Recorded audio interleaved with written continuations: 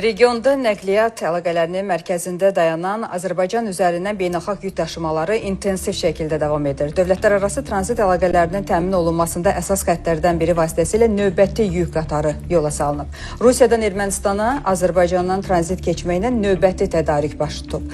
Prosesin gedişatı və logistik detalları ilə bağlı müxbirimiz Gövhər Mərdanova məlumat verəcək.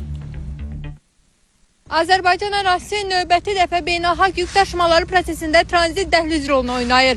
Bu dəfə söhbət Rusiyadan Ermənistana göndərilən çəkisi 1400 ton olan 20 vaqon buğdadan gedir. Bu yük vaqonları əvvəlcə Böyükəsi istiqamətinə, daha sonra isə Gürcüstana, ən son nöqtə kimi isə Ermənistana yola düşəcək.